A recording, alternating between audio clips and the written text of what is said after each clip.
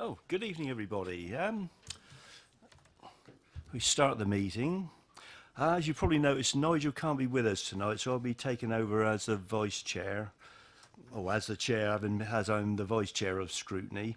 I think the first thing we probably need to do is where are we? Apologies. Oh, we're going to do the housekeeping, aren't we?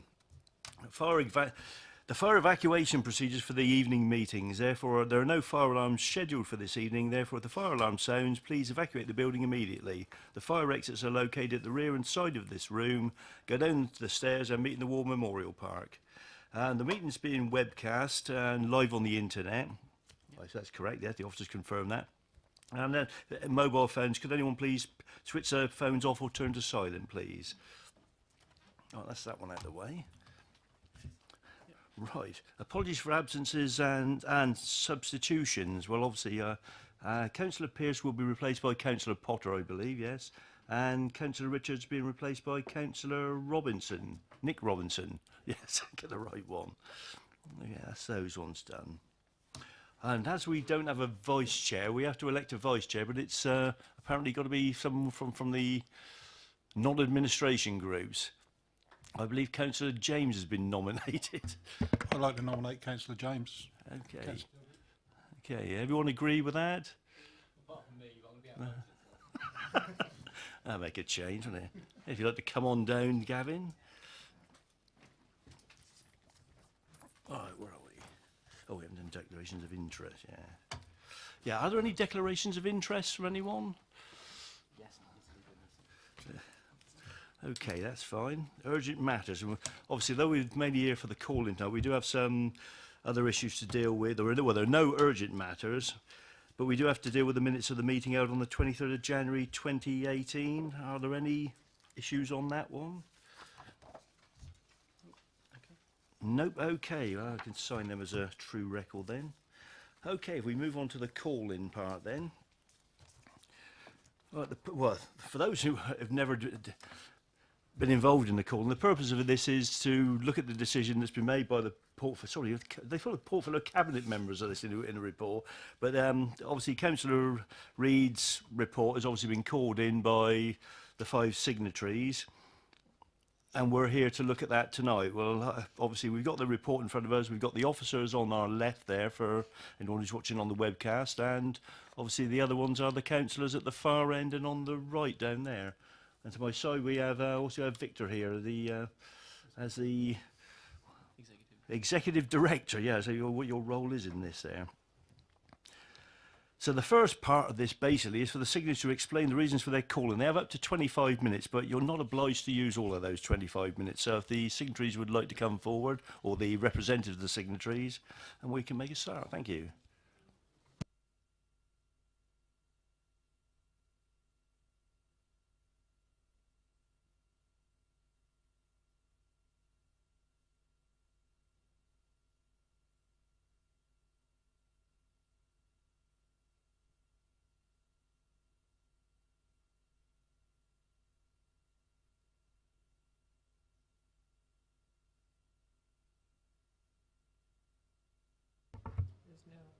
Thank you.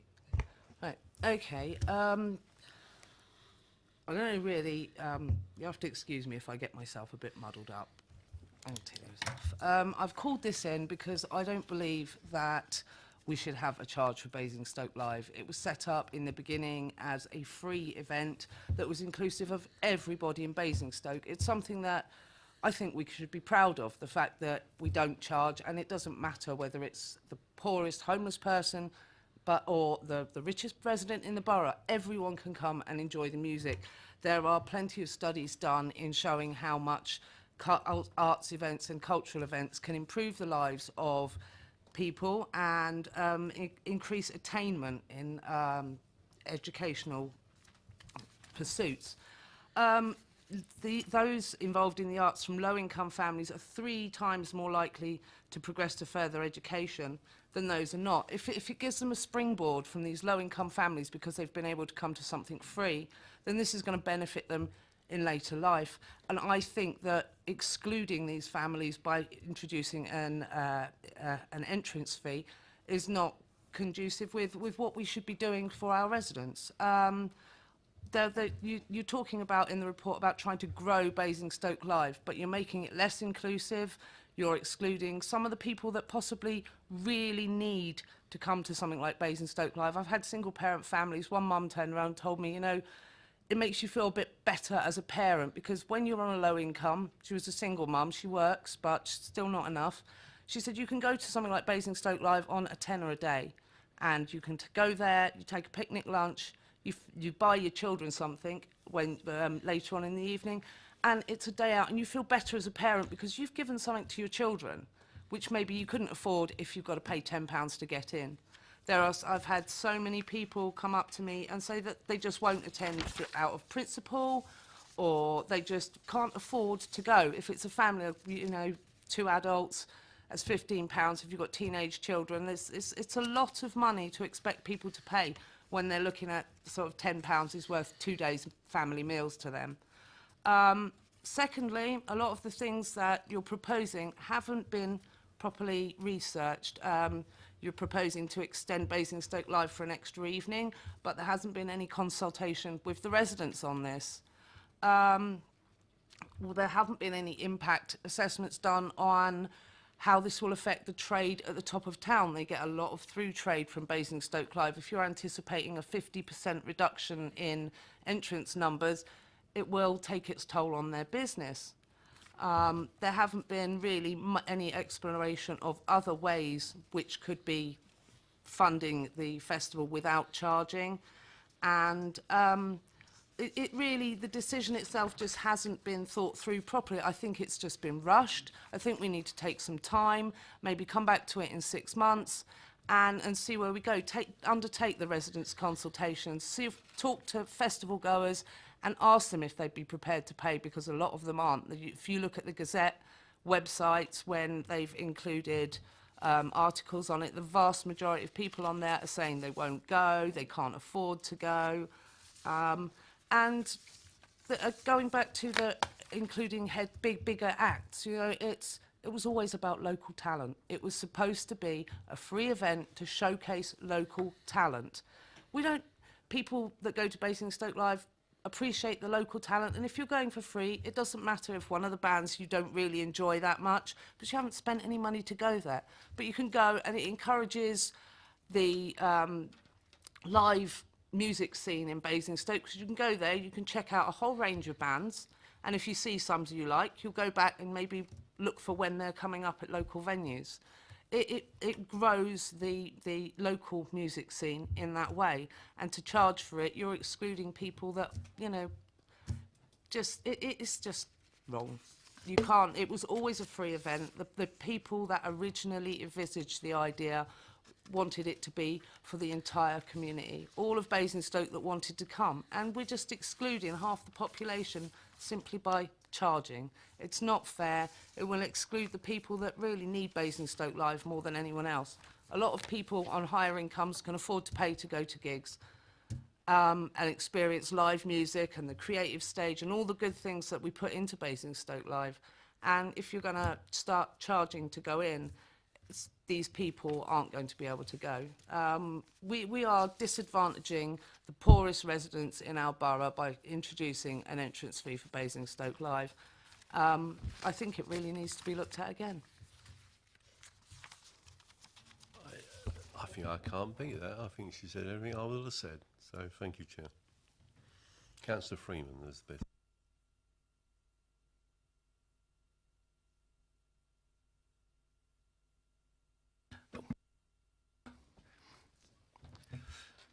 Okay, there are no public. Well, I suppose before that, to anyone on the committee you want to question the signatories? Councillor Harvey, yes. A list. Councillor Freeman, I know you've spoken with the people that have been involved in the Basingstoke Live over many, many years, and I'm just wondering what their view of the proposal to charge has been, the people who have run it and organised it and shaped it over all the years, in recent years at least, that we've had Basingstoke Live. Well, I know that a few of the forum have resigned over this. There are people who were involved who are no longer willing to be involved because of the entrance fee. The general feeling with a lot of them is that they are pretty disgusted. The ones that were there from the beginning, absolutely horrified. They are totally disheartened with this council and totally disgusted that they've taken something that was always intended to be a community event for the people of this town free of charge, so that everyone could get together and enjoy the benefits of a small local music festival, and it's been charged for and it's been taken away from the very people that it was intended to reach in the first place. Like I say, some people have resigned, other people, they're there and they want to carry on and try and put on the music for the people that still can afford to go, but they're not happy. They would rather be putting on a free event. Do they feel if they've been consulted? Do they feel as if they've been part of the decision that's been taken? I do believe that quite a lot of them feel rather railroaded, and that they've been left with no other option. They want to put on, especially a lot of the promoters, they want to put on a live music event, and they feel that they've been kind of strong-armed. They haven't got any choice. If they want to put on this event, then they're going to have to accept the charge. And let's say a few of them have decided to resign over this and don't want anything else to do with it. Others are just, you know, they were seeing what will happen.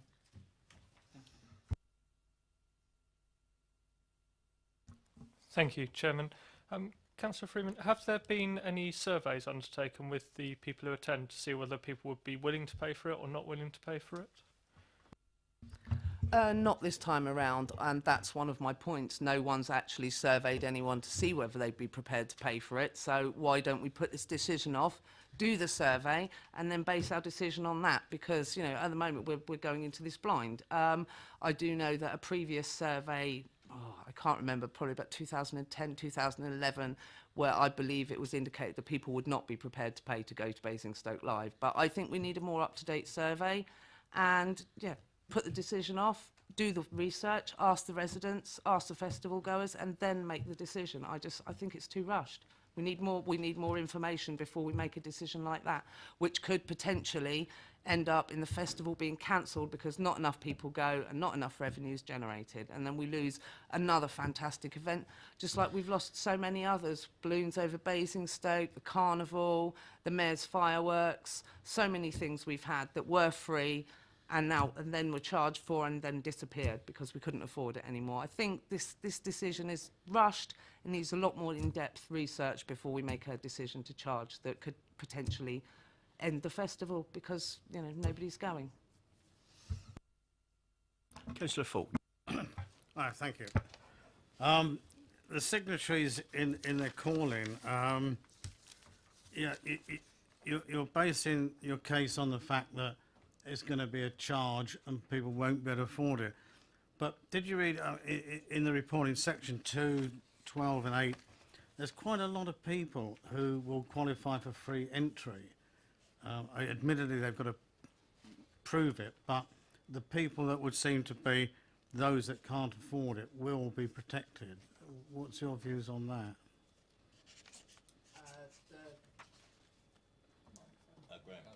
Oh, sorry. There are plenty of families who aren't included, and there are some of the ones that are struggling, single-parent families where mum works, on working tax credits. I don't believe that's included in there. It's just, and when you're on a really tight budget, you can't afford it. Like I said, myself, I'm single parent, and many years ago, I could do Basingstoke Live on £10 a day. I could take me, my 2 kids down there, and we could afford to do it on £10 a day. If I had to afford to pay it to get in, I wouldn't have been able to afford to go. And it's not the really, really poor ones, but maybe those are the workers, those out there that are struggling on a budget that you really have to think about. You are, by making an entrance charge, you are excluding a lot of people. And it's not just the entrance charge. Like I say, a lot of the reason I called this in is I don't think there's been enough research done into whether people would be prepared to pay, what effect it's going to have on top of town trade, anything else that we really need to look at this and not do this year and look at it maybe next year, do the research. Like I said, there's a 3rd evening planned, which I don't believe that the local residents have been consulted on at all, as to whether they would welcome that on a Friday evening with extra traffic and extra noise. I think we owe it to them out of good courtesy to ask them whether they'd mind. There are a few reasons, but yeah, one of the main reasons is excluding people that really benefit the most from a free music event. Councillor Parr. Councillor Freeman, would you agree with me? I mean, the sort of people that I talk to in Popley come into the heading, I think, of the Theresa May description of just about managing families, really. Possibly not absolutely dependent on some of the benefits, but just about scrape by in terms of their minimum wage income. And they're the ones that are going to be most affected by this. And just as a supplement, I mean, obviously Councillor Fort has made reference to the sort of concessionary ticket prices that could apply to some, but as I perceive it, in terms of the list that we have of those on universal credit, housing benefit, etc., we're going to have this situation where those people are going to have to queue up and produce some identity, some indication that they're actually in receipt of those benefits. I mean, you would agree with me that's a pretty humiliating experience, I guess, for those that are going to be impacted by this. The people that we know, people that we claim to represent, I think, really. Oh, I absolutely agree with you, Councillor Potter. It is those just about managing families that we need to be concerned about, and I can't fault anything you've said. Totally agree with you.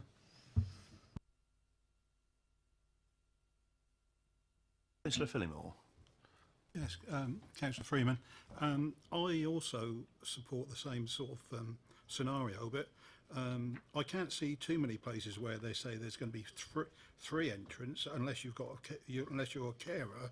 There are concessionary fares mentioned, but these concessions, would you agree that a concession from £10 to £9 doesn't seem much of a concession, or £15 to £13.50 doesn't seem much of a concession? Absolutely. I mean, it's, you know, if you can't afford £10 to get in, then you're not going to be able to afford £9. It really is, you know, it's ridiculous. It shows a lack of understanding of these just about managing families to imagine that they could possibly, you know, be able to fund something like this. And like I say, it does benefit you as a parent. It makes you feel better about yourself. It gets you out of the trap to be able to take your kids to something like that for a day, for the weekend, and, you know, which you ordinarily wouldn't have been able to go to because you've got to pay to get in. Some of these kids don't get days out like that, and, you know, it's these kids that really need something like this.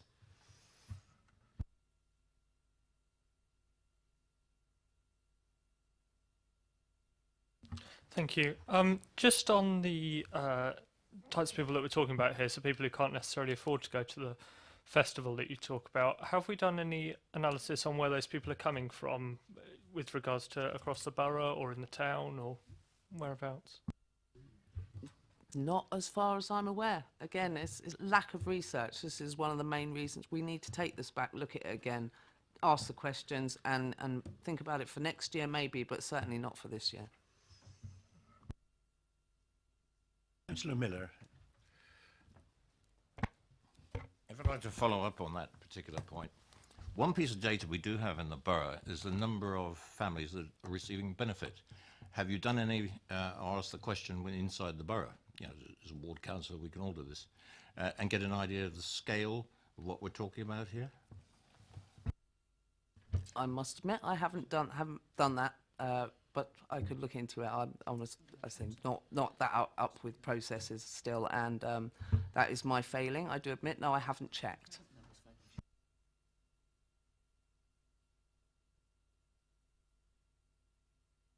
Councillor Phillimore. Yes, Councillor Freeman, wouldn't you agree that some of that work needed to be done by the actual administration rather than yourself? Thank you. Well, as I say, I'm a bit sort of ignorant of who does what still. So if that is the case, then maybe certainly it should have been done by the original cabinet member.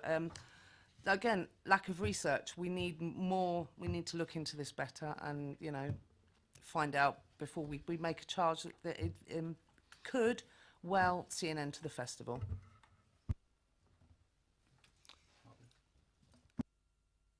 Councillor Harvey, I almost left that button on again.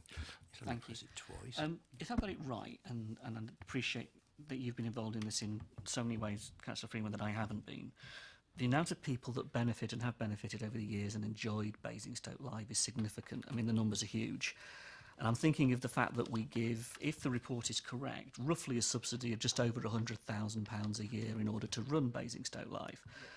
Now, I'm conscious as well, and forgive me if I've got this wrong and you can correct me, we give the best part of nearly 150 grand to the Milestones Museum a year in subsidy. We give over £1 million to the Anvil in subsidy, and we give the best part of 250 grand to Basing House. If my maths is right, that makes actually Basingstoke Live a tremendously successful event for a reasonable sum of money compared to the other arts organisations who benefit equally from a very large pot of money that this borough shares with them. Absolutely. You know, it doesn't cost an awful lot. A lot of it is staffed by volunteers, which, again, you might not get this year because whereas it was a free event, people were willing to give their time for nothing, just come down and be part of a really wonderful event, a great experience. And you might not get that this year. No. I think that, you know, it's a good investment. And like you said, we spend an awful lot more on other things. So we really do need to be looking at this. Something that this puts us on the map as a council that gives back to its residents. If we start charging for it, it's going to lose that. There is a kudos to having a really good free local festival like this. Bands want to play there. People want to go there. You're going to lose that sort of atmosphere and the camaraderie and the willingness to go the extra mile if we start charging. Oh, Councillor Faulkner. Thank you, Chair. Yeah, just on Councillor Harvey's point there, the Anvil Fund this year is actually being reduced by about the same cost of Basingstoke Live.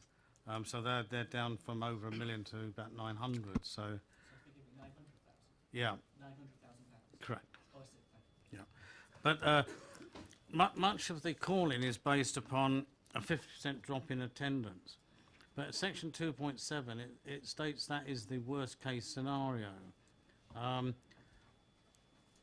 don't know how one can guess what the fall would be, but do you believe that it would be a 50% drop, or do you think actually charging might bring other people into the event? Because often as not in marketing sales, if you get something for free, you don't appreciate it, and the more you pay for it, the more you might be attracted to it.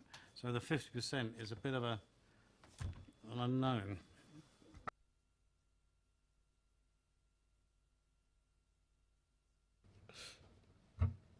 I really quite shocked to how to and don't know how to respond to that. I think that's nonsense. I think the sort of people that go to Basingstoke Live as a free event really truly do appreciate it, and I don't think that you realise how much they do. I think that there are people that have been going there for years, and you know, if you can get together with your friends, and it doesn't matter if you're having a bad year as far as funds wise they're going that year. You can go there, it's free to get in, and you can do it on very little money. It's just, I think it comes under the heading of check your privilege here.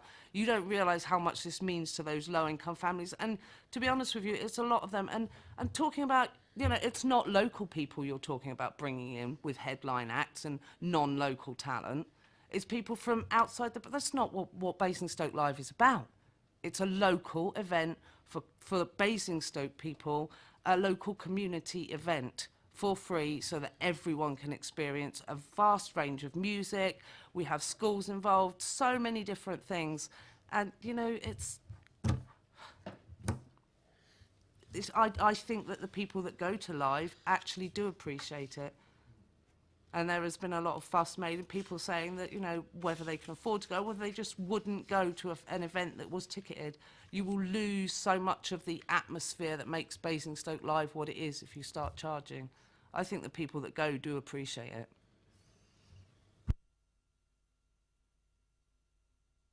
Councillor James. Thank you, Chair, and thank you, Councillor Freeman, for speaking in such passion about this. It's clearly very important to you.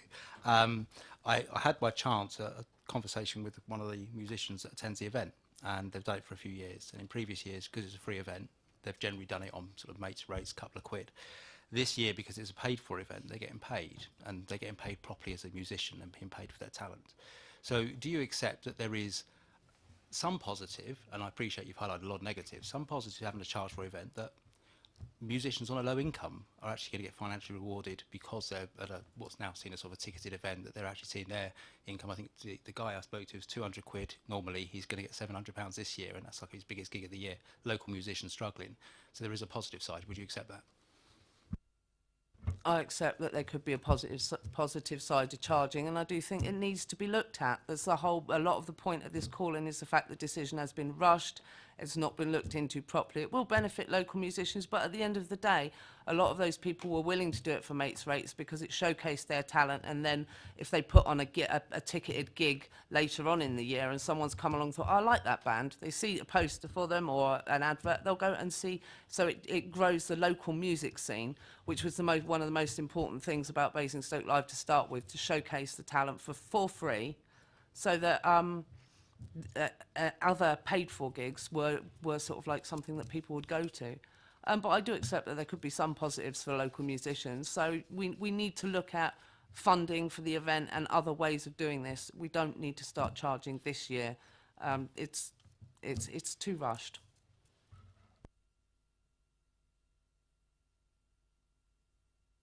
Oh, Tori, are there any more questions? Okay, if that's the case, we'll move on to visiting members. There are none of those, so we can then move straight on to the relevant cabinet member, which is, of course, Councillor Terry Reid. So if you'd like to make your case, Terry. Thank you, Chair. And obviously would like to thank Councillor Freeman and Councillor Reagan for their input. And I know clearly this matters a lot to Councillor Freeman and to other people I've heard from, and I want to make it quite clear that we are concerned ourselves to make sure that Basingstoke Live stays and that it's a good event and it's a sustainable event. And that was one of the reasons for looking at it in the first place. I will try, Chair, if that's okay, just to put a case and then to run back through some of the points that Councillor Freeman raised, if that's okay.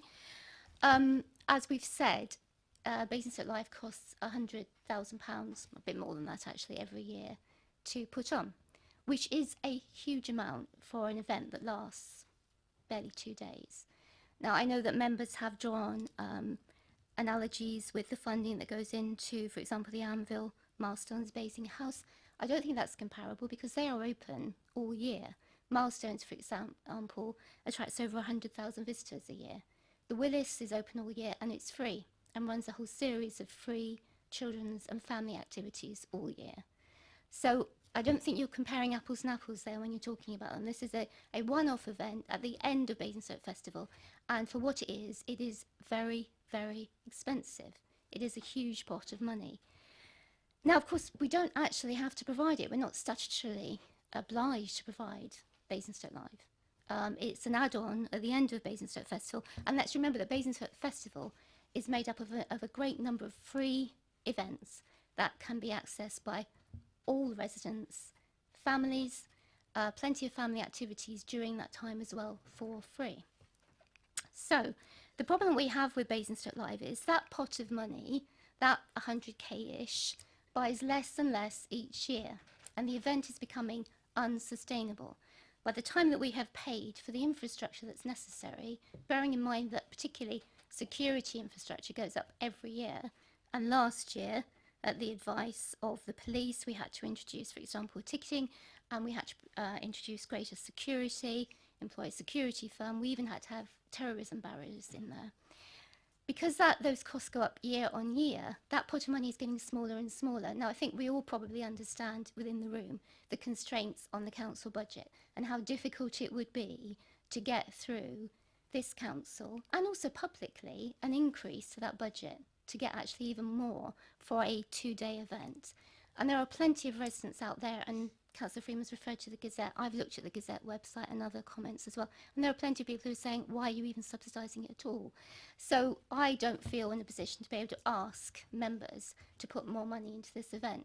So what we were faced with, and what officers, and our professional team of officers looked at, was how can we increase the income for Basingstoke Live so that it is an event that works. By the time you take off this year's infrastructure costs, we're only left with 14k to actually provide the artistic input of the event, which is very small. So they have investigated in great detail some of the ideas that have been mentioned in terms of increasing income from stalls and so on, for example, but their professional advice is we have squeezed at the moment as much income as we can out of that. They've also looked at drawing in outside funding, so seeing whether we can get sponsorship, for example, which does happen with a lot of large-scale events. That has been unsuccessful because at the moment the message we're hearing from people that we've approached for sponsorship is the event is not actually considered either high profile or indeed a good enough event for them to invest in.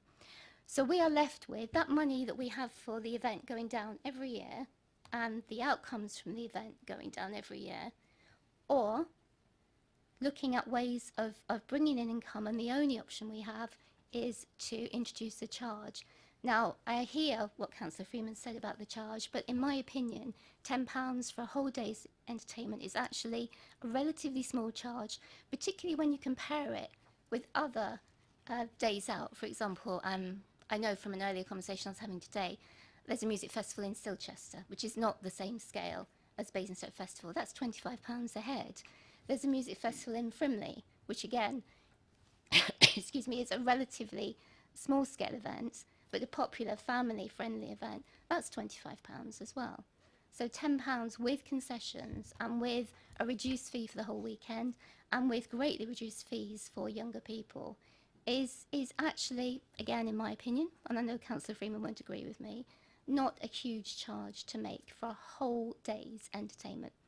And by bringing in this charge, we will also be able to ensure that there is a great deal more free entertainment within the day for people who come in. So there's going to be a great deal of interest for them. There's going to be plenty of engagement for families and young people and children, and that's what we're aiming at.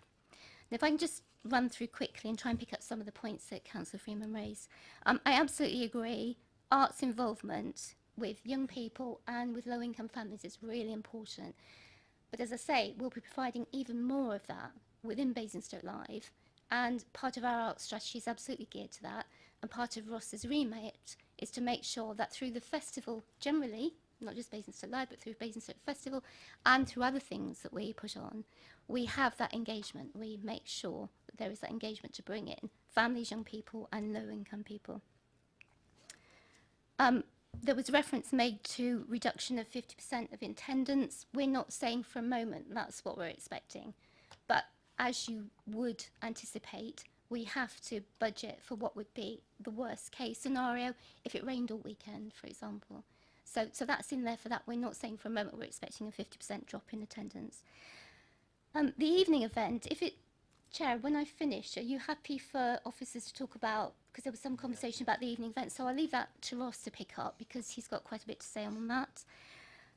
Impact on top of town. My conversations with the top of town businesses and with the BID in particular, who represent all the businesses in the town centre, is that they say, quite strongly, they see no real positive impact on the town centre from Basingstoke Live.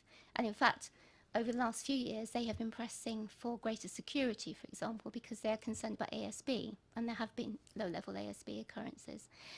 I've spoken to the CX and the chairman in the last week, and they are really keen to see this go through because they can see an improvement then in Basingstoke Live and a better impact on the town centre and a positive impact.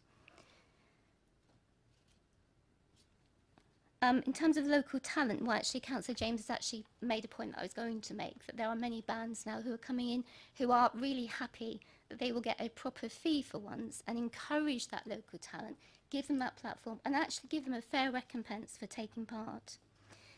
I think also Ross can mention something about the discussions with the forum because that was raised also, so if you're happy to do that, Ross. No survey on festival goers. Well, we frequently carry out a survey of all our residents in Basingstoke, and one of the questions we always ask is how important a priority to local residents is a free event or free events. And I find this, I personally would rather see this as a different response because obviously part of my portfolio is arts and heritage, but the answer always comes back, actually not very. We're more interested in other things. And I think that's it. I think I've picked up most of the points that I wanted to from Councillor Freeman. So are you happy for the other points to be covered by officers, Chair?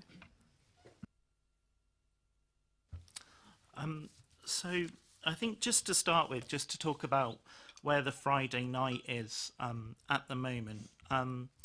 last year we had a very successful outdoor cinema programme. In fact, some of the feedback was the best for out of all of the festival events. That ran from 7:30 to 10 p.m. and we didn't have one complaint about it from residents or neighbours. This year we were looking to have a 4 to 7 p.m. event for local schools and colleges. And we have canvassed that at the moment. And most schools and colleges have come back to say that actually this year it's not going to work for them, but they would be keen to have a Battle of the Bands event run throughout the year with a bit more of a build-up so that it can take place in 2019. And we have looked at writing to the residents again this year, and we will be consulting with all the top of town businesses through the bid, as Councillor Reid has said. Licensing do write to all the news agents at the top of town to let them know that they can't bring alcohol into the event. And obviously we've got the same bar involvement as last year with the tea bar and tonic on board already for that. In terms of the forum, 5 out of the 6 forum members are on board this year. That's all the music promoters, and they are all incredibly positive about charging. And that's because of the conversations they've had with the local bands, which have been incredibly positive about being paid for this event. So I'm really pleased to say that the forum are on board, and they've sent a note tonight to say that they do welcome the charging for this event.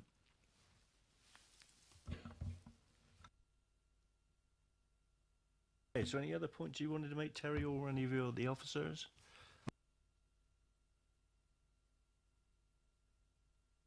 Okay, are there any questions from members of the committee for either the portfolio holder or the officers? Councillor Golding first. Thank you. Ross, quick question. You've clarified that the Friday evening we're not going to go ahead with the Battle of the Bands 4 to 7 this year. Is the cinema showing still expected to go ahead? Yep, at the moment that will definitely go ahead on the Friday night and also possibly on the Thursday night if we can get the rights through, because it was so popular last year. And that would be a free event? No, that's actually mentioned in the budget in Appendix 1. There will be a charge for entry to the cinema, and we use that income to support the event. So we make some money out of the use of the infrastructure.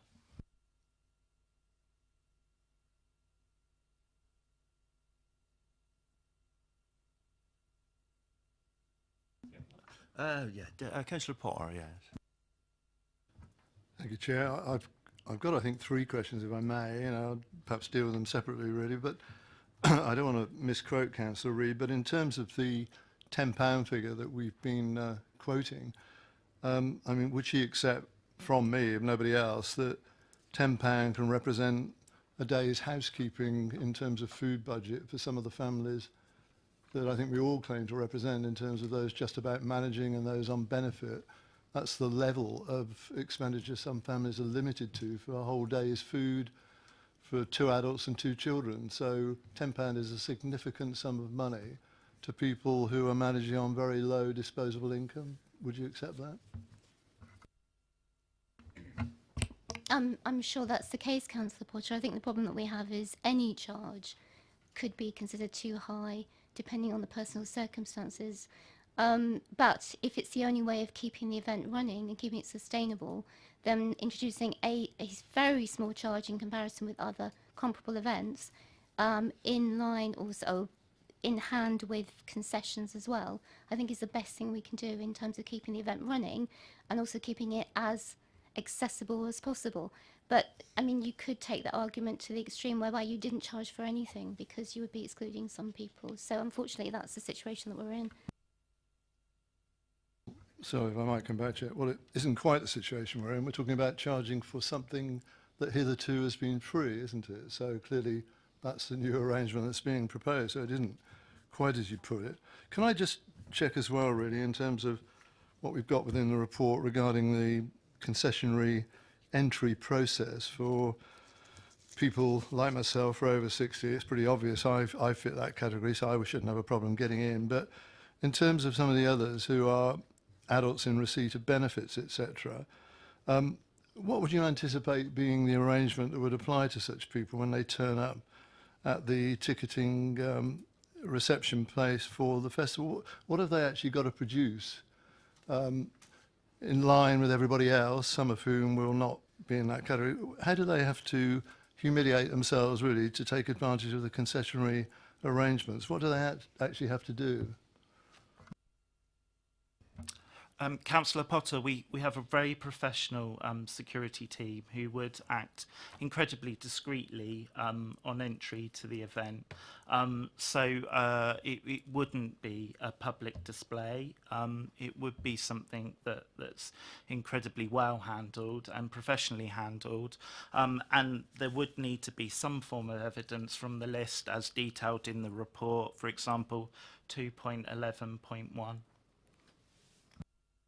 I mean, if I may, Chair, just to come back on that, I mean, incredibly discreet. I mean, I don't really know what that means. Genuinely, I don't really, in regard to the people that I claim, I think, to represent. In terms of the allowances, the actual benefits that are listed here, I know what actually they get in terms of the advice from the DWP and the rest, the sort of information they're provided with, etc., and the way they receive. I just don't know what you expect them to produce. They've got to produce their bank statements to show what their income is in regard. Well, I mean, tell me what that has to be, because the days of benefit books have gone. So what are they supposed to produce when they actually get to the entrance to the festival? Because that's the reality of it, isn't it? Councillor Potter, this was reviewed by benefits by our policy team, and they had surveyed the council as a whole to see where we had offered a benefit through our fees and charges policy. So there is apparently some form of evidence for all of this listed here that local residents would be in receipt of to be eligible for this discount. If I may, I'll just pursue this just for one more minute, if I may. I mean, I don't genuinely know what that means, because clearly, for example, and a lot of it's data protected, and some of you may smile at me saying that, but it is. And in terms of a list of people who are on, you know, housing benefit or the like, those lists are held by us. But you could have some comprehensive list of the people in receipt of a particular benefit, which relates to their rent and the like. Somebody would have to hold that and check names off against it if people can identify themselves in some other way.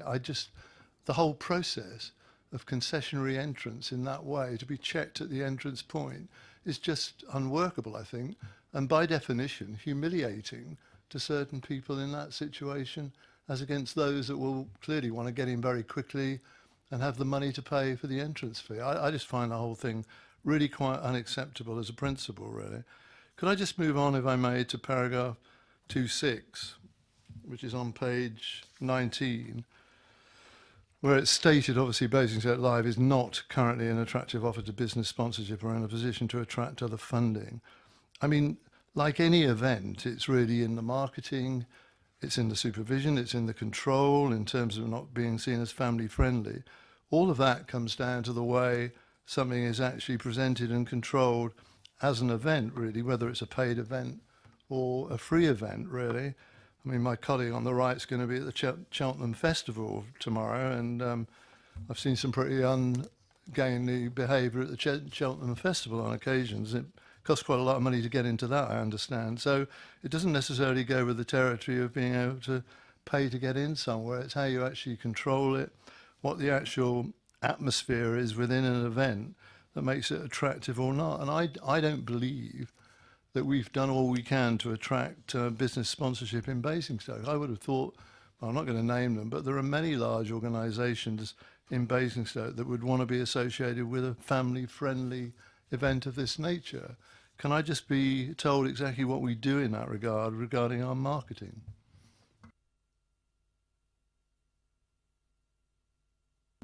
Thank you. I'll come back to Ross, but if I can just make a point on that. I mean, I completely stand by paragraph 2.6. It hasn't been seen as an attractive offer. It hasn't been seen as particularly family friendly. We have had antisocial behaviour problems, which is one of the reasons that we introduced the ban on bringing alcohol in last year, which I have to say attracted a considerable amount of opposition from people who attend regularly. So, you know, that's kind of the positioning of the event, or it has been. One of the things we're trying to do is make it more family friendly, make it more attractive to business and sponsorship, but it has not been seen as that so far. But I'm sure that Ross can add something to that. Sponsorship is really tricky in the arts, and even the Anvil Arts would hold their hands up and say it's actually near on impossible in the current climate to get local businesses to invest in anything other than in-kind support. So one of the areas where we have been successful for the Basingstoke Festival this year is Waitrose have offered a performance space. We do have this year the possibility of a percussion playground from a Hampshire-based supplier coming in free of charge because they can promote their wares. But what I'm trying to say is that actually it's more support in kind rather than hard cash. And that's just the climate that we're in at the moment with businesses. We have explored that, and I have absolute faith in our marketing this year that we will improve the offer and also improve the marketing around the offer going forward. And it's about that brand identity that's really important for the event. I think previously it has had a negative reputation, and some of that has come across from the local businesses at the top of town who have been directly impacted. But as I say, last year, some of the new protocols we introduced, it meant that there wasn't one arrest last year. Previously, the event has filled every cell in Basingstoke. Yeah, if I could ask a question, which hopefully may clarify. So, last year it says that there was a free ticketed entry system, so I assume that they had the tickets before, because it goes on to say they allow partners to know in advance the event how many people may be attending. But it's sort of been implied, certainly from the questions and certainly from Councillor Potter's questions, that people will be paying on the gate, so to speak, this time. I mean, the idea of checking whether they're eligible. But is that what you're looking at as a basically entrance on the day, which would appear to be different to what you've done in the past? If we haven't sold out, Councillor Tilbury, if we have sold out, then there won't be any entrance on the gate, but we do have a box office cabin this year, so people can purchase tickets, and if there's any ticket discrepancies, they can deal with that, but they won't be able to purchase on the gate if we have sold out. Yeah, because I think the point that I was getting to is if people do want to claim any of these concessions, particularly around benefits, or even your age, how do you intend to sell the tickets beforehand? Are they going to be sold at another box office, or that's the bit that seems a bit unclear? I don't know how they did it last year. I mean, was that done online? Because you didn't have to pay, so that's the usual problem. It's the payment side. You're just handing them out. Online box office will be available beforehand, and concessionary tickets will be an option on that, and we will work with other partners to make sure the online nature of the box office isn't a barrier. So for example, the Discovery Centre, where people can go in and there's someone there to help people register for tickets online. People can make use of the free town centre bid Wi-Fi. That's another option. Tickets can be purchased on smartphones or on computers, so it will be very easy for people to book tickets for this event, and we're trying to break down the barriers. So we are also working with the SIP to make sure that anyone who needs support in purchasing a ticket can. Yeah, so I think the point is that at what point do you check their eligibility, i.e. the fact that they're over a certain age? Well, I think Councillor Potter said he'd probably get over the over 60 without any problem, but if you were on benefits, is that going to be done on the gate? I think that's the concern. That will be done discreetly on the gate. Okay, Councillor Harvey next. I think he's Thank you, as Chair. perplexed as me. I am absolutely fascinated by this word discreetly.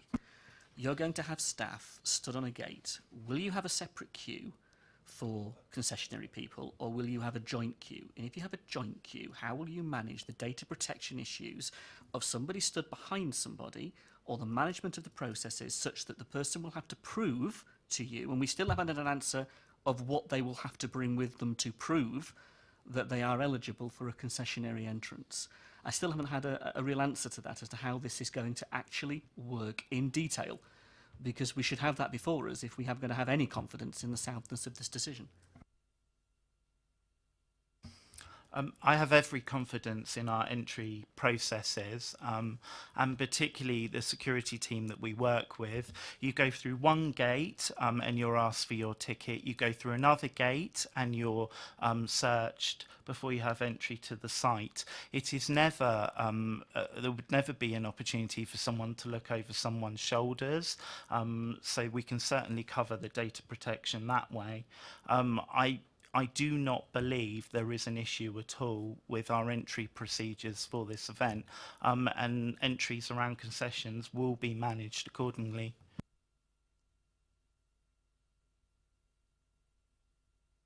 I mean, it's fine if it's straightforward, but what you're suggesting is not straightforward.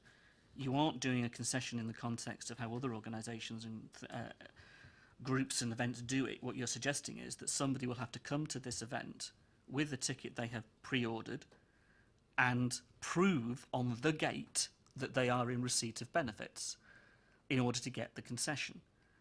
Now, I've seen queuing for events, and I've seen queuing for Basingstoke Live. Unless that is managed in a completely different way, your data protection issue is relevant and present, because you will not be able to secure that and guarantee that.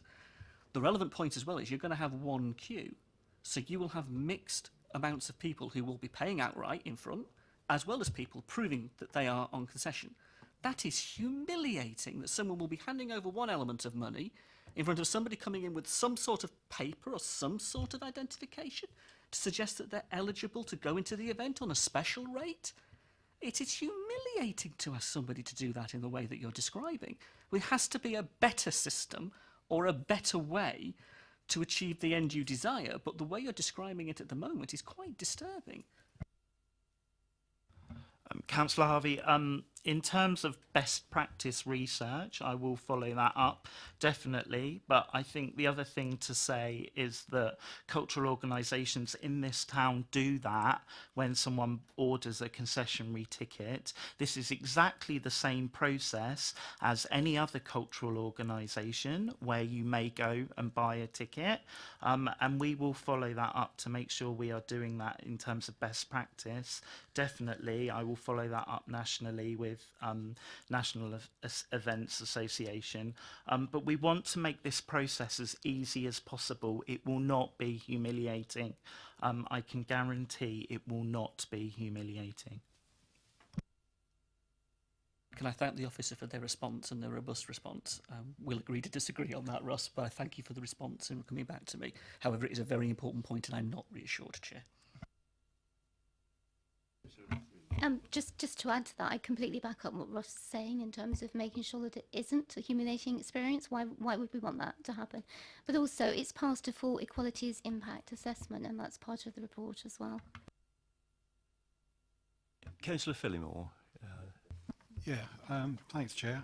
I'd like to start by saying that I do support what Councillor James is saying. This, if it's going to be a ticketed event, local talent are going to be remunerated, but I only see that as a marginal cost of this. You're talking about headline acts, which Councillor Freeman has already said is not really necessary because it's a local event for local bands. So is that expenditure on higher, more attractable bands really necessary? But I'll go on a broader point really, which is the portfolio holder tells us about the constraints on the council budget. And I don't know if anybody can answer this question here tonight, probably not. But I wonder how much is being spent on this Love Basingstoke initiative. And I'm sure that this, who's deciding what actually qualifies as one of these initiatives that we love Basingstoke, because surely Basingstoke Live is one of the things that should be what we love about Basingstoke.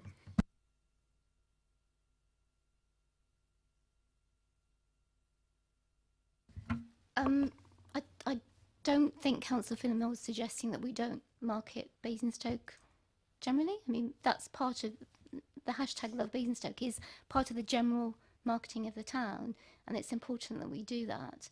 And certainly the Basingstoke Festival and Basingstoke Live is part of that, and will be. And in fact, when we actually start preparing for Basingstoke Live will be very much a part of the Love Basingstoke marketing strategy. And Ross has been doing some work with officers to tie that in. So that's really important. Are you suggesting that we just drop that and put that money into Basingstoke Live? I'm not sure if I follow you. I think my question was how much is being spent on it.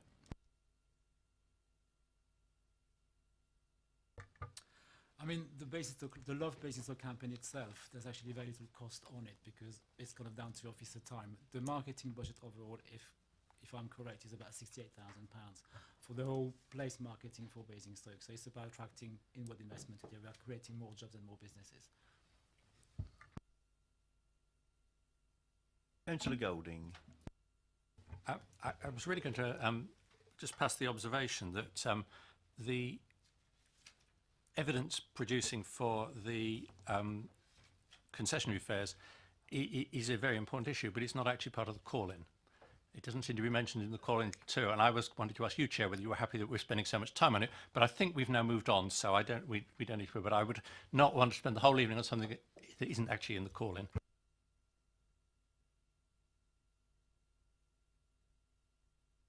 Yeah. Tristan.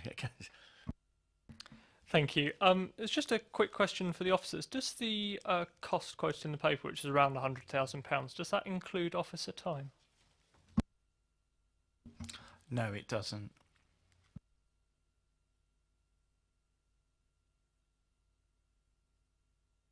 Councillor James.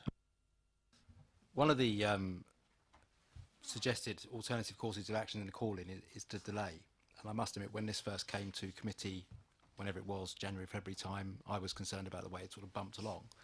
But there is a clock ticking. The event is getting ever and ever closer. I need to understand the risk involved if there was a delay, because I think we'd all agree that the most important thing is Basingstoke Live happens this year. In what form, obviously, is a matter of debate, but it's got to happen this year. Can you go through the risks involved if we were to delay or at this stage revert back to the traditional way of funding Basingstoke Live?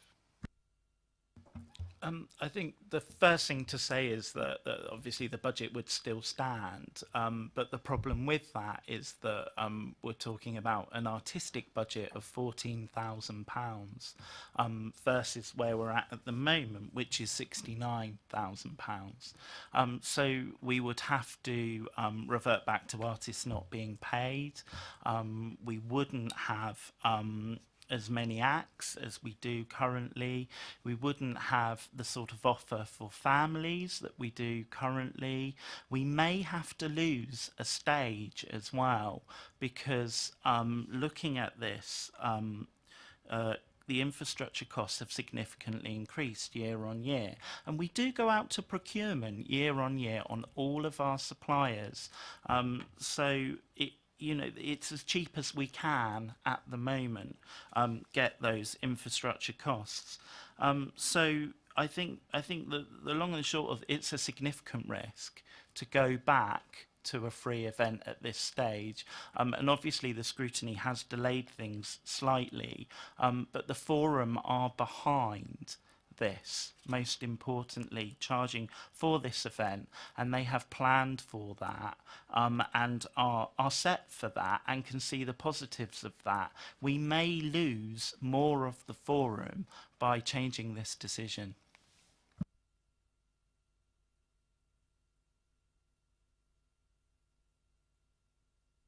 Councillor Paul. Thank you, Chair. Just really as a point of comment, really, if I may, really, because I mean, Councillor Golding is always very meticulous and precise and knowledgeable on these things, but certainly the third calling criteria, which talks about the information contained within the report perhaps being incomplete and inaccurate, I'd certainly say, in regard to our comments about the discretionary pricing arrangements, etc., we've sought to argue it was inaccurate, certainly incomplete, and that's the point of the questions that we raised. So I like to think that we were sticking to the criteria of the call-in, really. I'm sure he wouldn't want to think we were taking advantage of anything.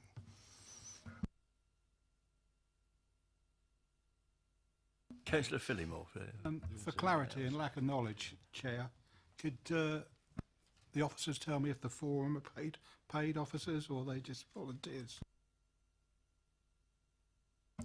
Going forward, they will be remunerated, yes, for their time. Previously, that has been voluntary. So you could say effectively then they might have a pecuniary interest in it being a paid event. After 10 years of goodwill, I think the Forum are very passionate about this event, and I would say that they're certainly behind this event continuing in either form.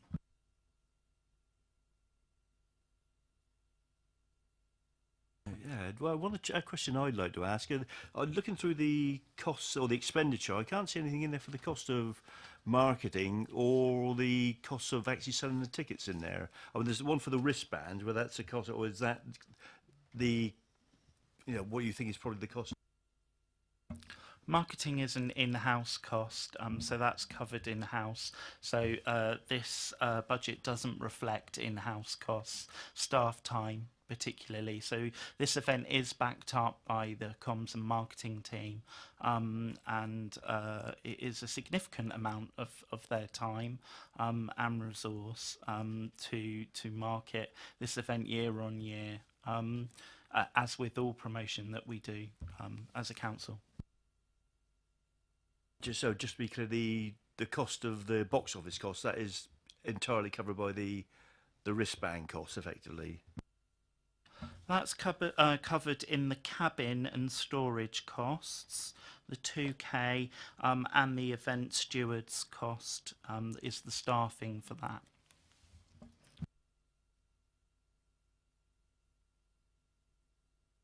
Councillor Potter. I hope this fits within the sort of criteria, but could I just ask a general question of Ross, really? I mean, I don't profess to be knowledgeable about music scene, full stop, really, but certainly not in Basingstoke. But I mean, we've heard from Councillor Freeman what this does at the present time is give a platform to local bands who, by their own definition, obviously then get other gigs in the future, really, because of the recognition they achieve from this and the advertising that goes with it. In terms of what's now being proposed, which, quote, generates all this extra income, all this extra budget, is going to allow buying in of bands of a different, quote, level and calibre. I mean, I'm a Fleetwood Mac fan. Councillor Reid knows that. I was discussing this with her husband a while ago. But all of that apart, I mean, I've no idea what you mean by bands that might be now available to this event when this sort of charging regime applies. I mean, what level are we at? I mean, you're not going to get Fleetwood Mac, I realise that. But, I mean, what are you talking about in comparison to the local talented bands that we've got at the present time? Why is this going to be so much more attractive to the local audience and to attract people from throughout the region? Because that's the proposition here, isn't it? Are you able to, I mean, if you name bands I've never heard of, I mean, this would be an interesting conversation. But I mean, is that the sort of, can you give us some clue about where you hope to pitch to? I think it's just worth saying that there's 150 local band slots at this event, and that's 150 local bands who will be paid. That's no different to any other year. We're talking about two headliners, a headliner for Saturday, a headliner for Sunday, and they are well-known chart bands that will attract people in from out of town, most definitely, but there will certainly be a lot of interest from people locally. We're also talking about 8 slots on the main stage, 7 of which a day are filled by local bands. But just to put it on record, it won't be Fleetwood Mac, will it? No. I can guarantee it will not be Fleetwood Mac.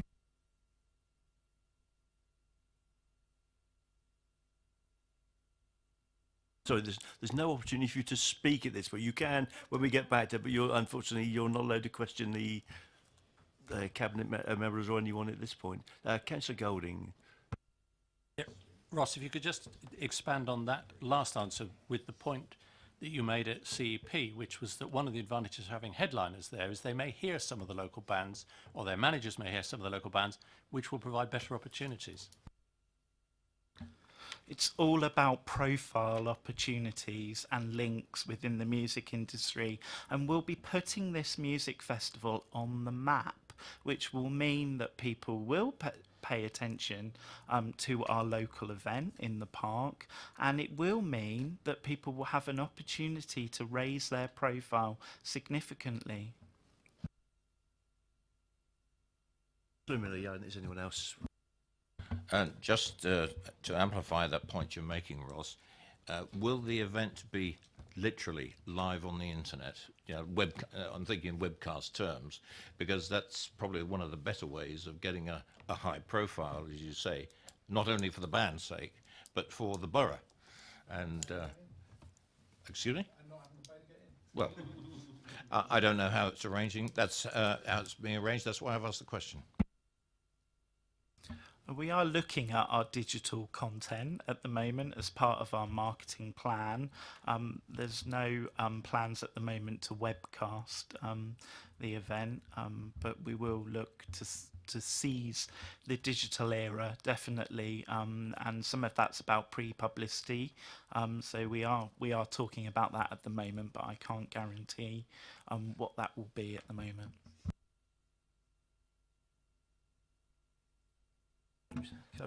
I think that's an excellent point. I mean, clearly, you don't have to pay to get in, but the atmosphere is being in Basingstoke Live, surrounded by people, the noise and everything that goes with it. You don't get the same on the webcast. But we webcast this and various other meetings. So I think to webcast the most talented in Basingstoke, of which some of us may not qualify, would be an absolutely sensible idea and probably a priority over webcasting us. But there you go, just a thought. We have had discussions previously with the local regional TV channel, but I'm not quite sure where we're at with that at the moment. So yeah, I'd have to do some more work with our comms team on that one. I may also want to add webcasting the event would add significant amount of cost, because the equipment you need to webcast, you know, that sort of event to make it kind of a good experience is significantly expensive.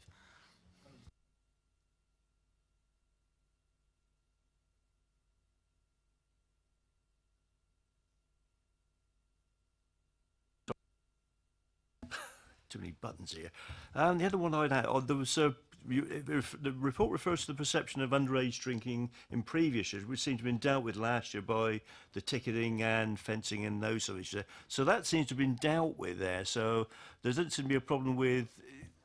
It was suggesting we couldn't get sponsorship or other interest in it because of those problems, but we seem to have dealt with that problem. The only problem is we've got the cost of paying for it. I think that's the problem. But I think that are you sort of happy that is as an issue should go away? I know you can never say never, and it depends on a small group of individuals and cause a lot of problems, but generally that seems to have dealt with all those aspects of the problem.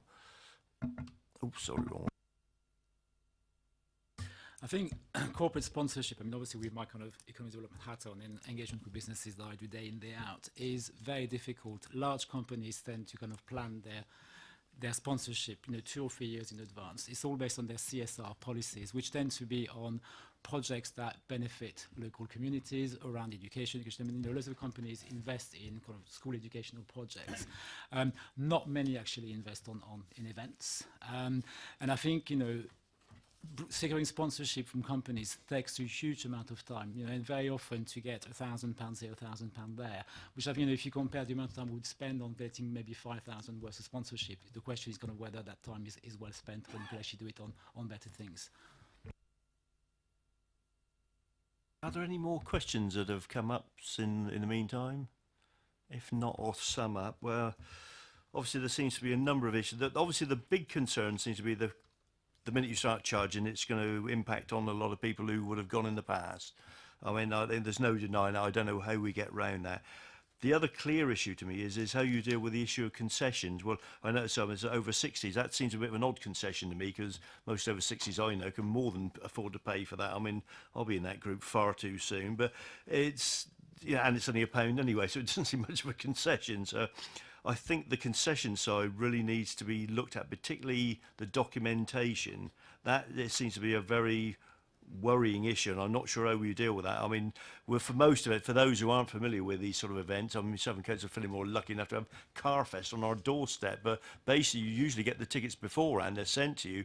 You then change that for a wristband at the event, so they don't know how much you pay for the ticket. Obviously, the face value, but or whatever. But you know, so the people who deal with that at the gate are blind to that there. But in this case, you know, I mean, I've been to see UB40. I wouldn't expect to have to turn up with a UB40 to try and get into an event, and I think that's a bit of a worry that people having a cart, stuff like that, improve those sorts of things. You know, you often have a VIP entrance, but you know, we'll have an OAP entrance as well.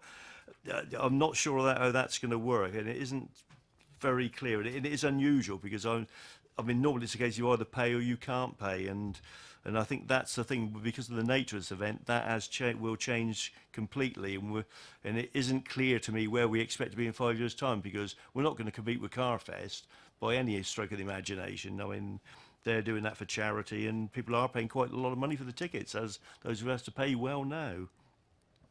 I think the other issues, well, things like data protection. I mean, how are you going to deal with that on a gate? I mean, I think that's something that clearly needs to be considered. I think that's one thing we need to go away and think about. Personally, from my own point of view, charging for the event, I can see an argument for that. And the minute you install the security, as we did last year, it clearly works. But there is a cost to that, you know, and there is a minimum cost to pay for the cost of paying for the ticket. So personally, if that was kept at that sort of level, I probably wouldn't have too much of a problem. But you know, if we start charging at this rate, what will it be next year? Will it go up? Will it increase? And at that point, it becomes prohibitively expensive for a lot of people. And you start actually forcing out the local people, and you know, it's saying we're attracting people from further away, but you know, that's to a certain extent, that's back to the anvil argument then. You know, we provide a wonderful facility for the whole of the south of England, but it's paid for largely by our own taxpayers. In regard to other issues, well, I think that's the concerns. I mean, it's fortunate, it's a fairly straightforward call, and it's, do we want to see long-term carry on with a free event, or are we prepared to see it has become a charge for event, which will change the nature of it? And I think that's a question before the committee. I mean, the signatories now have an opportunity to indicate if they're satisfied. From having heard what you've heard tonight, do you want to comment on that? You know, have you laid any of your concerns? I suspect not, but this is your opportunity to speak. So thank you, Anne. Thank you very much, Chair. I must admit that there have been a few things that I hadn't considered, but all in all, I'm still not convinced that charging for Basingstoke Live this year is a good idea. I do think it's going to be exclusory, and I still think that we need a lot more research done into whether it's going to actually achieve what we want and bring in extra income, or whether it's actually going to be detrimental and going to cause so few people to go that we're going to lose the event entirely. I think that this decision has been rushed, and I do believe that we need to go back. Don't charge for it this year. Go back and look at it, do the relevant research, ask the questions of the people that need to be asked, and work on it. I just don't think that this year is I think it's been too rushed. I also think there are far too many things, especially around concessionary fees and how you're going to be able to monitor that, and people coming up and proving, because I know one of the main ways of proving that you're on benefits is you have a little letter they send you every year. But if you're going to have to turn up with the ticket and then your little letter, everyone in that line behind you, in front, is going to know that you're on benefits. And you tell me, how is that not humiliating? Because it bloody well is. I can tell you from personal experience, having to prove that, yeah, I'm on benefits, I need some extra help. It's not a nice experience. It will put people off of going.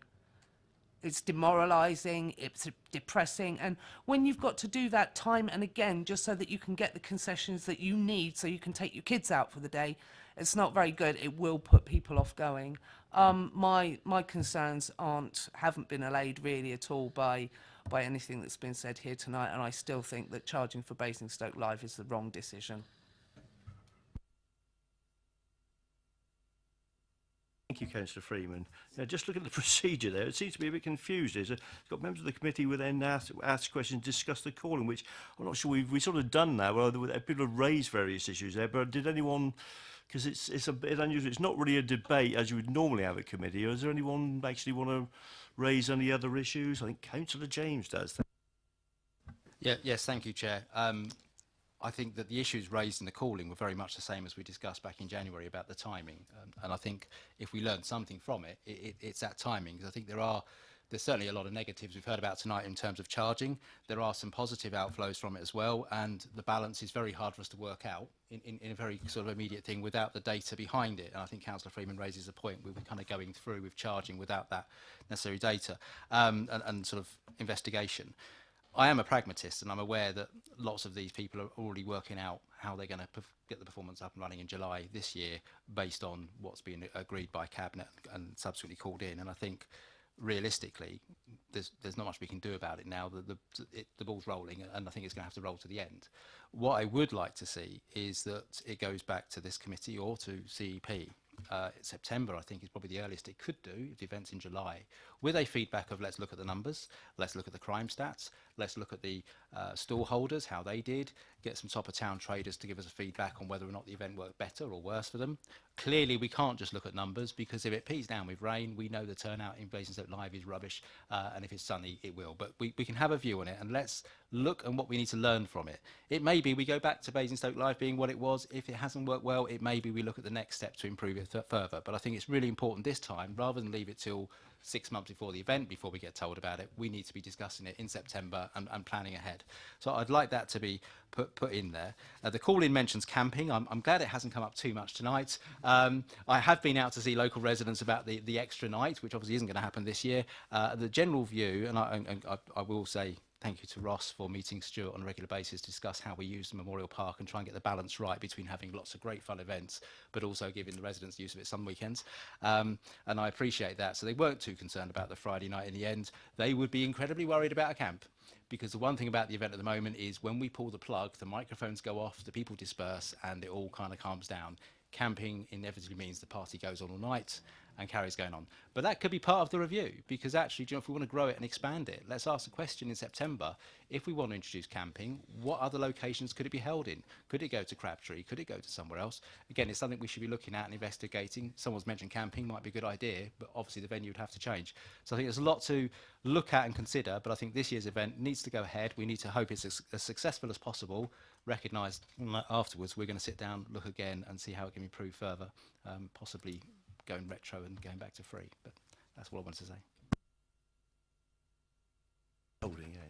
Chair, I mean, page 36 says we've got two options. One, to take no further action in relation to the decision, or to refer the decision back to the decision maker for reconsideration.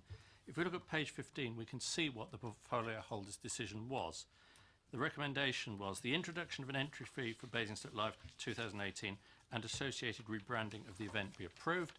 And I personally think we need to endorse that decision. The second part of the decision was the finalisation, authorisation and monitoring of this project is delegated to the Head of Borough Development and Implementation. And I hope, while supporting that particular decision, we're allowed to add a rider that we ask the Head of Borough Development and other officers to look very carefully at the procedures by which people will get their concessionary tickets. So that's not part of the decision, so we don't have to send that back. But part of the decision is to the finalisation, and I think we can pass a comment to ask you to take that seriously into account as you do the finalisation. Thank you, Chair. Councillor Harvey. Thank you, Chair. I'm conscious the Cabinet member hasn't had an opportunity to say her finalising comments before we debate the matter as a committee. I presume we're going to offer that to the Cabinet member who's offered it to the call-in, and then we will debate it as a committee. Thank you, Kat. Yeah, sorry, it got a bit jumbled up because it's a very odd procedure, this. Basically, I've done the sort of summing up there before we've done the members that discussed the calling. So if there's any other comments anyone wants to make, I think we'll go back to that. To carry on making the comments, it just says Cabinet member will be invited to make final comments after the signatories are, and then it says B, the committee, after considering the evidence, will decide what it does. That's the procedure. So I'm happy for the Cabinet member to speak now, and then we should debate it as a committee, because we've heard everything. That's the point of the process. We've heard everybody. It's only fair in that sense.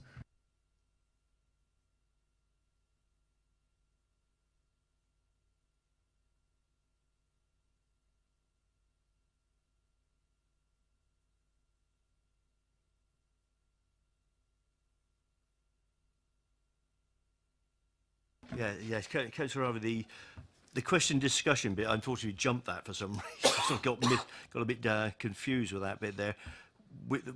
That's really the opportunity to do that. The cabinet member makes final comments, and then we just have to make a decision one way or the other. It is a very odd procedure. Fine, thank you. I'm happy to make comment. I guess the question I'm asking myself in terms of the decision and the call-in, and what I've heard this evening is, who are we providing this event for? And in the context of the decision, is it sound? I can't pick apart the point that says the work that's been done thus far and the commitments that have been given thus far relate to the decision the cabinet member intended to make, which was to introduce a charge.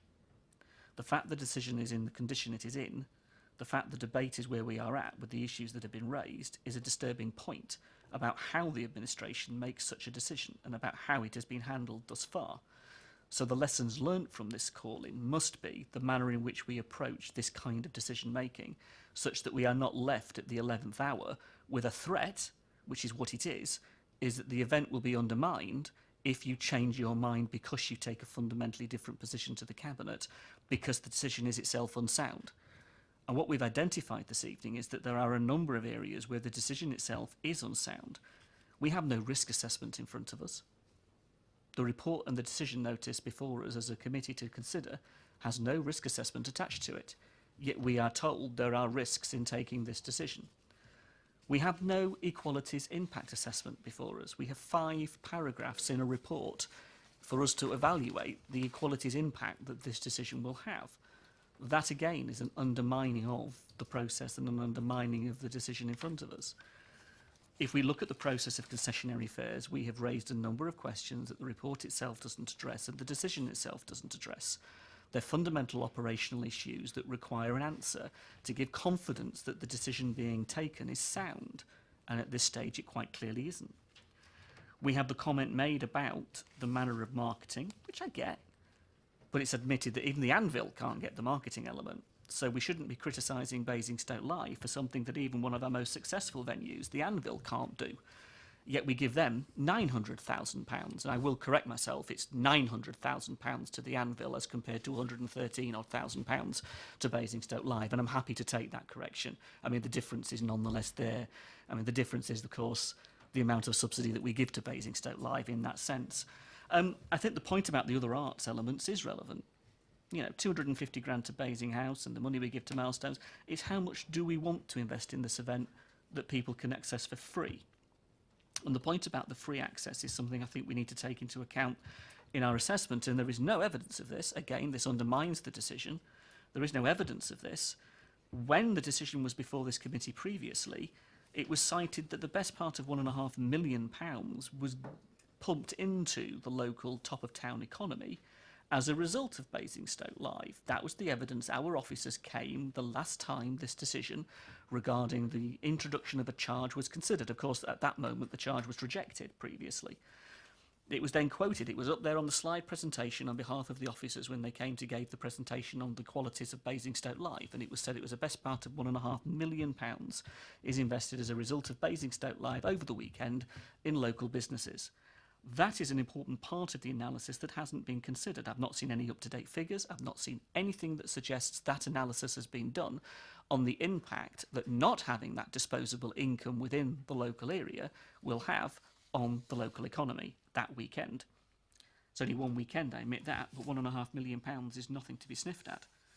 I think in the context of the offsetting of cost, what I'm concerned about is there is no evidence in here and no analysis of those people who actually attend the event. We've discussed the point about the survey, and the survey is fine, and the questions we might suggest are leading. The questions we might suggest give you the answer you want. And I appreciate that the Cabinet member has said that the questions don't always give her the answers that she would like in the context of the arts in Basingstoke, and I can respect that. That's a reflection of the manner in which the survey is conducted and the purposes for which the survey is conducted. That is completely different from doing a user-based analysis of Basingstoke Live, where we genuinely understand the interests and the people who do attend and what their views would be of the event. There is no analysis of local people in the area in terms of the extra nights and what they would and wouldn't support. I totally support Councillor James and Councillor Parker in the work that they've done, but they alone cannot unpick this when it's the council's responsibility to discuss and engage in a way that brings out a proper understood position from the local community. We have nothing in that. What I don't have either in front of me is any evidence of what we mean by other people. It's been referred to on a number of occasions this evening. Other people will attend. We will extend Basingstoke Live. Well, who do we mean by that? And who do we really want this to be an event for? And again, I bring back, there is no analysis and nothing in this report that points to who that is. And finally, Chair, I just want to point up the point about the uniqueness of Basingstoke Live, in that you turn up and can get in. All right, the online ticketing was a new invention last year, but there was no qualification on the gate as to you producing a piece of paper at your status, your income, your livelihood, depending upon how you could get into an event like this. There is no other event I can point to, nothing I can think of, either a concert or an arts gallery or another way that you have to do that on the entrance to get in. There are other means and other methods of achieving concessionary fares, but there's none that I can think of where you actually have to walk up to the gate itself and do that. And if you do, then I would be questioning those events and saying, what do you think you're doing, making somebody take a piece of evidence and produce it on the gate to show that they can get a concessionary fare? There has to be a better and more appropriate way of achieving that within the context of both data protection, safety, in terms of that person's humiliation on the gate. And I get it, you don't want to do that. None of us do. Of course we don't. That's not the point. The point is the process. So I pick up Councillor Golding's point about wanting to change the recommendation, but I'd like to see something in a bit more detail than just a commitment that we'll look at it. I want it fundamentally changed before we get to July as to how we're going to do this, so that it cannot in any way come back upon this council that it is seeking to humiliate a part of our population, because it has a process that is quite discriminatory, in my opinion. And none of that, not one bit of that, has been picked up by the Equalities Impact Assessment that I can read in the 5 paragraphs in the report, which is a major deficiency, Chair. So I could say that this decision is completely and utterly unsound and it should be reviewed. However, I'm conscious of what Councillor James and others have said. We do not want to punch a hole in Basingstoke Live, but we shouldn't be here in the first place, Chair. I can't support the decision because of the amount that is wrong with it. The amount that is wrong with it. But if we can go back to having a free event this year, we should do so without question. You, Councillor Harvey. Was there anyone else who wanted to speak on it? It's a bit confused because it actually says members of the committee will then ask questions and discuss the calling, but it doesn't. It's not clear who you ask questions to. Really, I think it's a bit. I think this is something for the Constitutional Working Party to look at. So I don't know what's happened there. Right. So yeah. Thank you, Chair. No, I'd just like to give my support to both Councillor James and Golding with the gist of what they've said.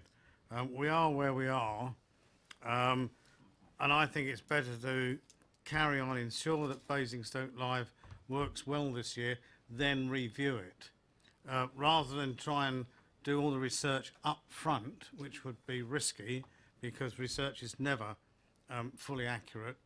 We might as well do it empirically, run the event, review it and make necessary changes. Councillor Miller, yeah, next. I'd like to echo the last few comments from both my fellow councillors on this side. The words that just been used was empirical. Now, if we, and we should, let this go ahead, and you can start thinking about using this paid-for festival, Basingstoke Live, and create the feedback as people come out, as people go in. You can get the feedback as the audience arrives on both the days. That way, you speed up the analysis, you get the data you require. To go back to CEP then subsequently, they've got something to rely on, not to go back to, as Councillor Faulkner said, you go off and start doing surveys. They take a long time. They normally get a very low response, but that way, if you capture the people who are there on the day, you will get a very high level of participation, I would suggest, and this should go ahead. There has been an equalities implication statement made in the report. Councillor Harvey's already referred to it. And yes, they've identified partially a negative part to it, but they've listed there the positive side of a charge, low or that it might be, and free to some of the people in the criteria that are mentioned. But I think the risk of not going ahead with this charging is, as has been explained, is too high. We've got this far. I wasn't at the cabinet meeting when this was discussed. I assume other members were, but we are too late in the day to stop it now.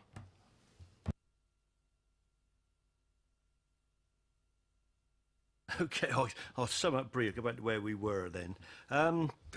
Basically, the charging, the impact of concessions, the lack of the ability to check people's qualifications for those, I think that's quite a serious concern from, I think, most members, how we actually deal with that, and that seems to be a bit unclear. I mean, on the plus side, it could improve the event, and there is an obvious benefit to musicians. They may actually get some money out of that. So, and we could possibly review this after the event based on the empirical evidence, which I think is a good point. But again, the danger is if it changes the event, it's probably better to know. But how can we do that? I think that's the consensus. There's no, we could spend a lot of time doing surveys, but that's, I mean, the event's coming up quite soon. You need to be organising these things quite well in advance. So as you sort of got jumped over, I think there. I think, Councillor Freeman, if you'd like to, if there's anything else you'd like to add, as you know, heard the discussion part of it, which got missed before. Is there anything you'd like to add? Not a lot. I would like to refer to Councillor Miller's point. Certainly, if you're doing a survey of people that are attending a paid-for festival, it would be an idea. But how does that include the views of those who can no longer afford to go to the festival that would have done in previous years? There's not really a lot I can say more. I think that, as Councillor Harvey said, we shouldn't have been here in the first place. Decision's been rushed. I don't think a charge is going to do Basingstoke Live any good. I seriously think it could be detrimental to the festival, but you have to decide if that's a risk you're willing to take. Councillor Regan.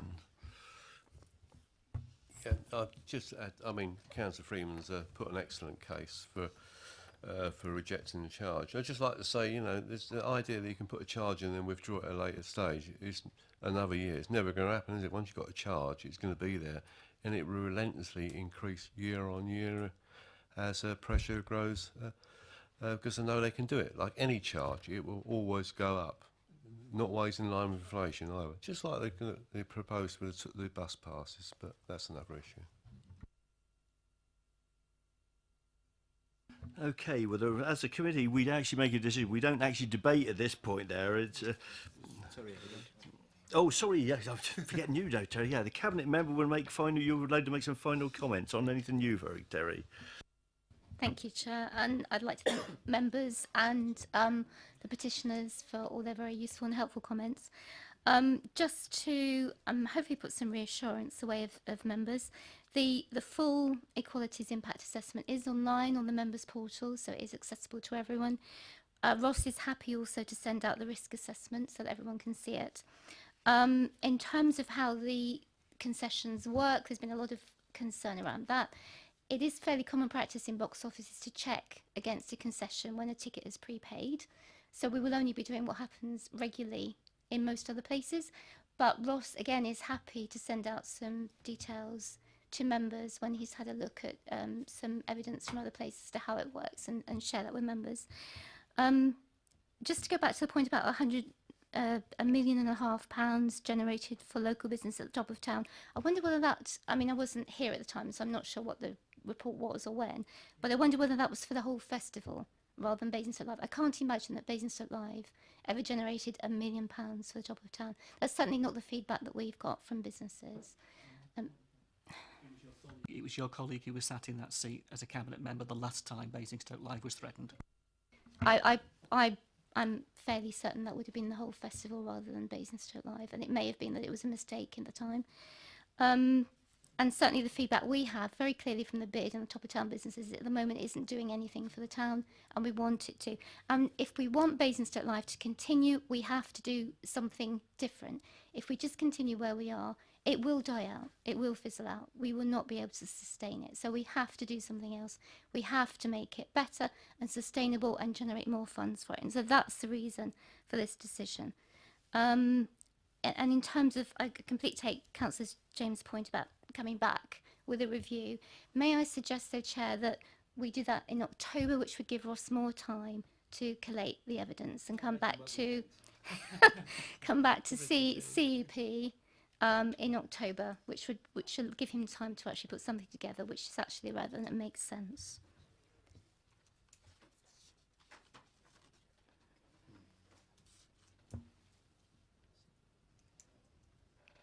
Okay, thank you. Okay, thank you, Councillor Reid. Now, there are basically two decisions the Scrutiny Committee can take at this point, which is to take no further action, in which case the decision takes effect immediately, or refer the decision back to the decision maker for reconsideration, ensuring that the concerns are clearly set out. Well, I mean, I suspect I know this is going to go, but it's, I certainly do have concerns over some aspects of it. I think that really needs to be looked at. I think we need some more information on that. I mean, I'm not aware of any, I mean, you know, the fact that you're an OAP, or what, it's fairly easy to do. The issues around benefits and those things, I don't quite know how that's going to work. So I do have concerns over that, but ultimately, you know, we've gone through that though. So all we can do is make a decision. So I suppose all I can do is propose one course of action, isn't it? If I propose that the committee takes no further action, who supports that?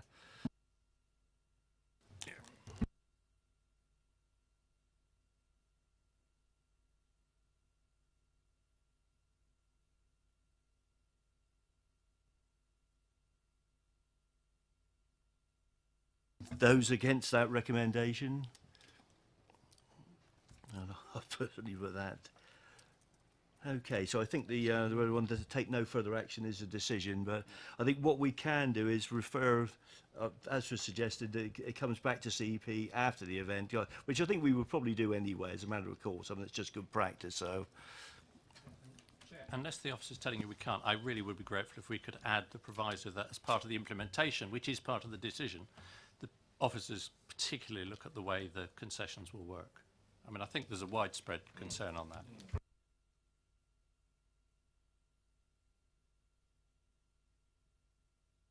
We can put that as a recommendation, I think, rather than ask it to refer we could. DC would call an advisory, I think. That's it. Yeah, it is almost referring the decision back, but without adding any further delay. I think that's the point you're getting at there. Whereas if we're not asking to go back and look at it all again, but yeah, and deal with that, and it will go to CEP or whatever appropriate committee at that time.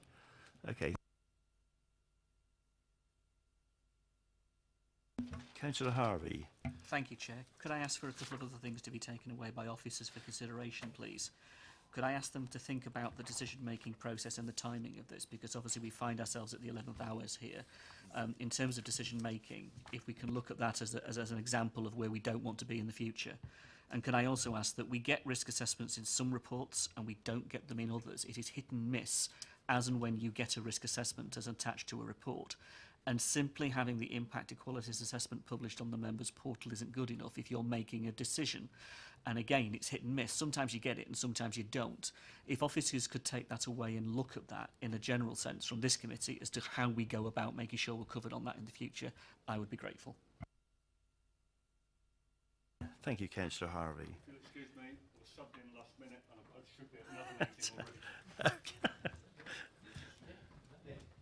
already. Okay. Well, that's finished the calling part of that. We do have a review of the work programme, which would hopefully won't take long. I don't know if there's anyone with any issues on that one there.